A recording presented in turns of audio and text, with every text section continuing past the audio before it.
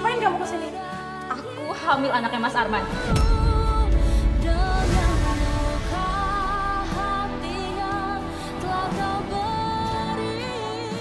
Kenapa kamu sejahat ini, Wah?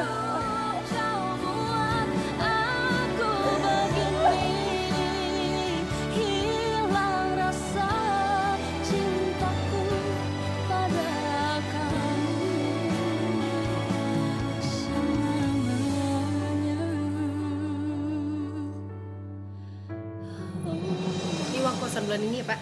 Udah pas ya? Nah, gitu dong. Nggak telat. Kasih ya. Iya, sama-sama, Pak. Pas. Nah, tinggal satu lagi nih. Masih ada. Mbak.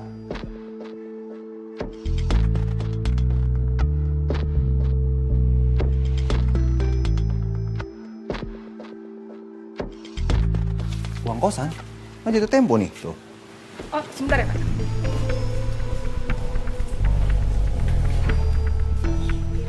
Nah, gitu dong. Lunas nih ya bulan ini ya. Lunas dong. Kasih ya. Iya. Mel. Mau kemana? Kosan. Kamu tuh pura-pura nggak lihat saya gede di situ. Nah, gitu dong. Kasih, Pak. Ya. Oh, banyak kan uang kosan on time nih. Mas Arman mengambil bayaran sewa kos tanpa sepengetahuan saya. Itu saya dapat informasi dari beberapa penghuni kos.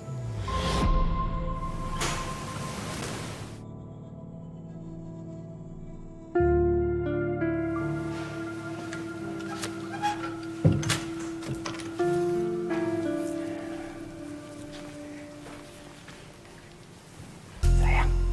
Sayang. Lihat nih. Mas Arman. Wow. Makasih ya, Mas. Sini.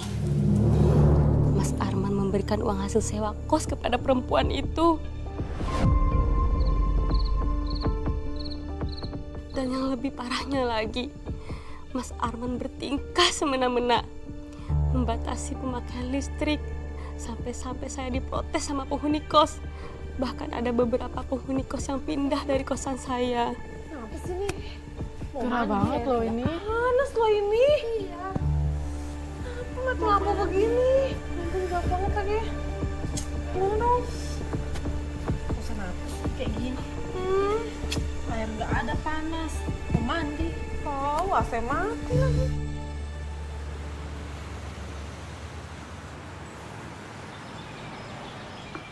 Assalamualaikum. Iya. Kenapa kalian kesini? Bu Rima, kenapa tadi malam tiba-tiba mati lampu ya? Loh, emang iya? Iya Bu, semalaman saya juga kepanasan, tahu nggak? Listrik mati begitu. Loh, kok saya baru tahu ya? Saya mau mandi aja tiba-tiba airnya nggak bisa nyala. Iya, tar dulu deh. Ini kayaknya ada yang salah deh. Bu, saya mau pamit. Ini kuncinya, Bu. Ran, kenapa Permisi ya, kamu Bu. pamit? Ran, tunggu dulu, Ran.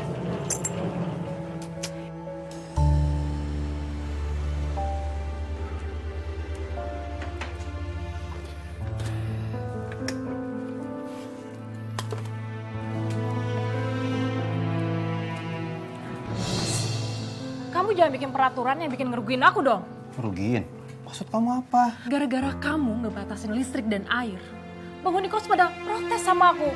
Bodoh amat. Lagi juga kalau nggak suka mereka keluar aja dari sini. Masih banyak yang mau kos di sini. Kamu juga nggak usah sok negor ya. Aku juga punya andil untuk bangun kos ini. Tanpa uang aku, nggak akan ada kos ini. Udah sejauh mana kamu urusin perceraian kita? Aku mau ngambil hak aku ya, biar aku nggak berurusan lagi sama kamu. Kenapa kamu diem aja? Belum kamu urusin kan? Aku masih sibuk, masih banyak urusan. Sibuk apa? Sibuk ngemanjain cewek yang gak tahu malu itu? Iya.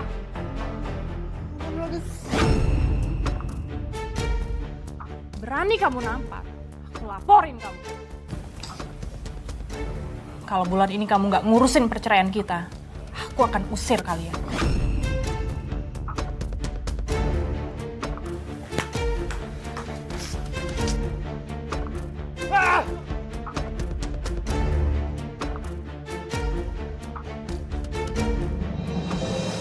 Kenapa Mas Arman gak mengurus juga perceraian kalian? Itu dia Mbak, itu banget yang membuat saya jengkel. Saya tidak tahan harus berlama-lama melihat mereka berdua di rumah saya. Apalagi mereka sampai bermesra-mesraan Mbak di depan mata kepala saya.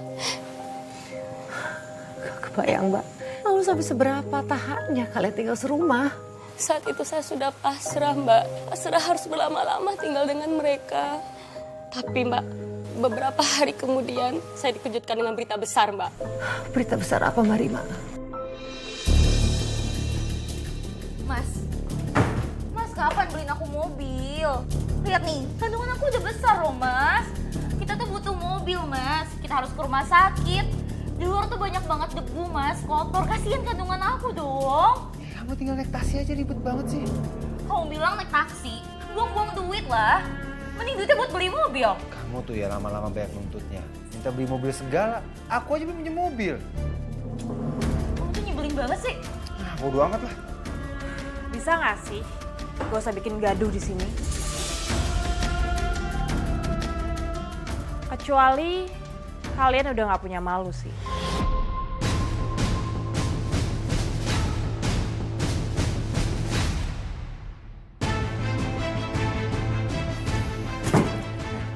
Denger ya, kamu udah bagus mau kamu nikahin.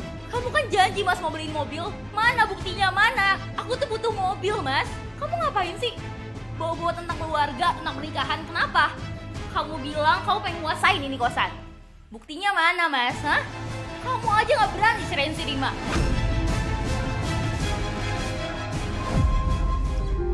Dasar kamu, suami takut istri, tau gak? Apa kamu bilang? Mengajar.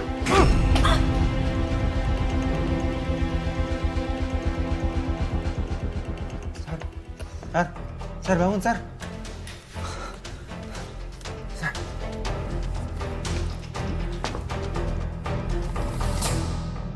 Jadi setelah mereka bertengkar hebat kan Mbak, ada satu kebohongan besar yang terungkap Mbak. Kebohongan besar apa Mbak? Ternyata setelah Arman membawa itu perempuan ke rumah sakit, dia sama sekali nggak hamil Mbak, nggak hamil. Dia gak hamil? Nggak.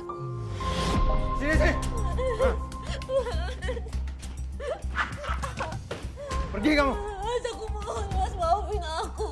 Aku sayang sama kamu Mas, jangan tinggalin aku. Aku cinta sama kamu. Aku mohon, aku terpaksa bohong sama kamu Mas. Pergi kamu. Gak usah ngomong-ngomong cinta. Sekarang kamu pergi. Aku muak liat muka kamu. Malam itu Mas Arman benar-benar marah pada Sari. Mas Arman pun mengusir Sari tanpa ada rasa belas kasihan. Tapi pengusiran itu ternyata berakibat fatal.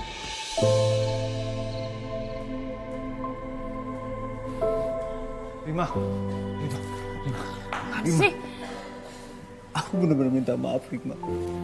Aku ngelakuin salah.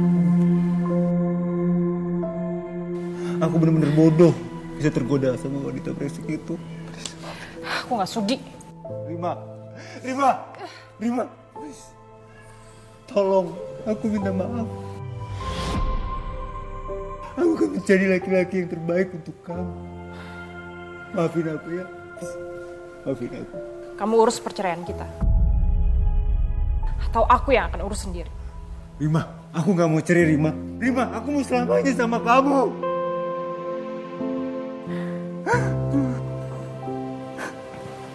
Aku minta maaf, Rima. Sari. Sari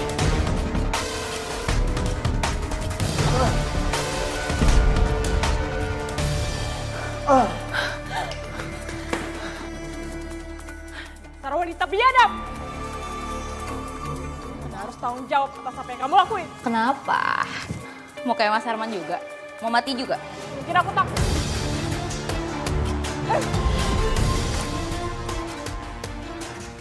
Mas Arman. Mas Arman. Mas Arman bangun. Mas. Mas Arman bangun, Mas. Tolong Mas bangun sekarang, Mas. Mas, aku akan maafin kamu, Mas. Mas, bangun, Mas. Saya nggak kuat Mbak, melihat jasad suami suami saya yang tergeletak pada saat itu, Mbak. Saya nggak percaya kalau Mas Arman sudah tiada. Iya, Mbak. Meskipun saya kecewa, Mbak, dengan perbuatan mereka terhadap saya. Tapi bagaimanapun, Mbak, Mas Arman pernah menjadi bagian dalam hidup saya. Iya, Mbak. Mbak Rima, maaf. Kan perempuan itu, bagaimana dengan dia?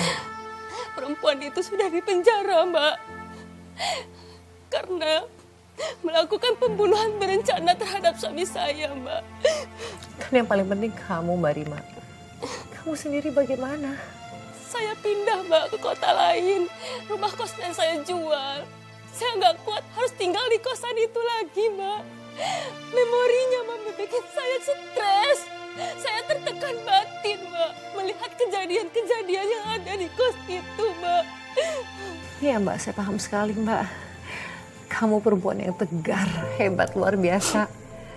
Dan saya mengapresiasi kamu mau berbagi kisah kamu kepada para pemirsa catatan hati perempuan. Sehat-sehat ya, Mbak Rima. Terima kasih, Mbak Nadia. Pemirsa, sepahit apapun kenyataan hidupmu, hadapilah. Seberat apapun permasalahanmu, tegarkanlah. Karena setelah engkau mampu melewatinya, maka bersiaplah untuk menyambut kebahagiaan yang hakiki. Saya Nadia Mulia, sampai jumpa pada episode berikutnya.